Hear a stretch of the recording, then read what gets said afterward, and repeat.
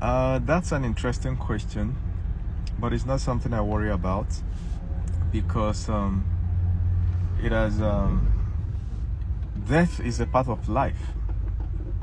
You know, life is in stages, in realms. Okay, different categories and realms. One day you were protein inside a plant, and then your father ate you, and then you became a spermatozoa, and then he met with your mom, and now you became a zygote. From fertilized egg in your mom, now you're a zygote. You grew through 9 months in your womb, and now you're born a baby. And you know that since from your baby is stages upon stages. After each stage, your memory is entirely wiped out. Right now, when you were in your mother's womb, you can't remember when you were in your father's body. When you were sperm in your father's body, you can't remember it. But when scientists take a sperm and look at this sperm under the microscope, they see that this sperm is conscious. It knows what it is doing. When they are released inside the body of a woman, they know it's a race. How did they know? Nobody knows, but they know they are conscious. You understand? They know it's a race to the finish. You see them racing and they know the direction where they are going. They know it's up, not down. It's amazing. They know how to go through the fallopian tubes, how to locate the egg. And when they find the egg, they know exactly what to do. Do you understand? That's their full life they are living out. So when the sperm finally fertilizes the egg shuts down and cuts off all the other millions of sperm. Sometimes 50 million sperm. They are cut off. So that's the death of the sperm in quotes. That's the complete life of that sperm from the body of the man till that egg. Then that egg fuses with that sperm and forms something that eventually grows into a human being over the course of 9 months. This thing that is growing over the course of 9 months is living in darkness. The womb is dark. It cannot see. It's not a human per se. It's a fetus, but it's not really a human. It doesn't do what humans do. It doesn't talk. You know? It doesn't walk and stuff.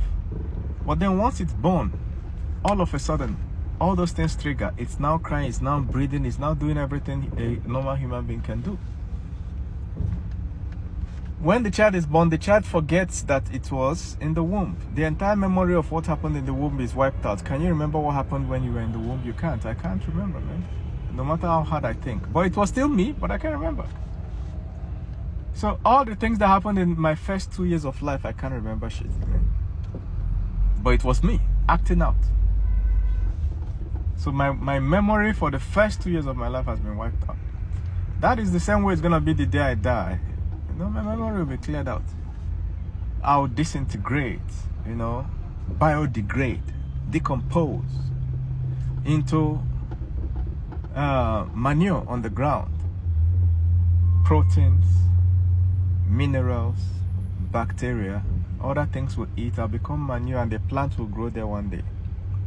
This plant is something that a human being will eat, and then it will go inside the body of the man and become sperm again. That is the cycle of life. Now here is where I have a problem. When some religious people come and tell you that you'll be judged after you die, you will be judged based on the life you live. I'm asking you, were you judged based on how you were in the womb? The zygote in the womb, is it being judged based on the sperm it was? There is no judgment, bro. It doesn't make sense to me.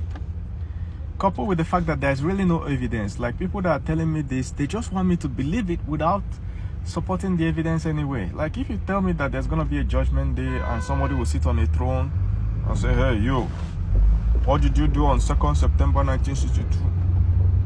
Therefore, you're going to... If you're going to tell me that, that's a very, very massive claim. At least you should have some degree of evidence.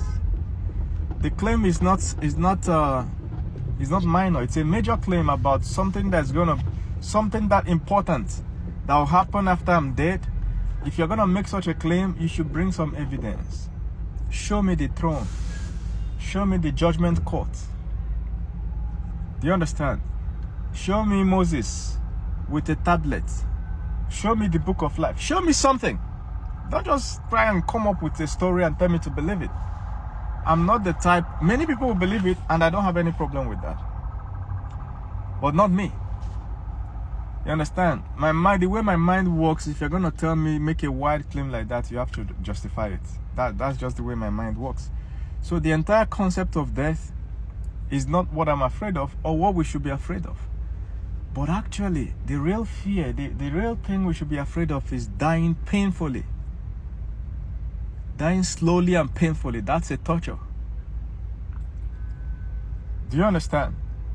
And if there is hell, that's probably hell. Dying slowly and painfully is hell itself. There's no hell that can be worse than it. Have you ever been to a hospital? You see somebody, their body is rotten. They are in constant drugs. There is drip. The drip is not working. There is pain, headache. Somebody is growing blind. They can barely see. They are dying in stamina. Doctor knows, the nurses know. Somebody is beside the bed praying, thinking that a miracle is going to happen. The man is getting worse every day. What hell is worse than that? You're telling me that fire will burn somebody? You know, reach that one. If you go to orthopedic hospital, you see people that fire have burned real life. Their whole body is POP. They use white, right? Wrap everything. There's no fire worse than that. There's no fire. There's no way you can convince me of that. There's no fire worse than that one. It's terrible. So this hell we're talking about, some people are already experiencing it in this life. Some people are experiencing it. There are people in jail now in some country that nobody knows about. There are Africans that are traveling to another country and then they get accosted at the airport, transitional airport, and now they are jailed. No phones, no nothing. Their family don't know where they are, and in the jail, their organs are being harvested. Allah no reach your side.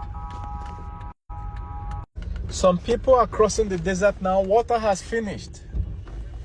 Water has finished and they still have hundreds of miles to go. There is no leader. They were just given direction. Just walk east. For 2 weeks you're in the desert. People are dying. Some people are going with their family members. You watch your family member walk and collapse. You can't even go and help them because you yourself, you're about to die too. You just have to keep walking. If you go through the desert in Sahara, you see corpses of blacks. What hell on earth is worse than that? That is hellfire, man. This heaven we're talking about, some people are witnessing it live right now.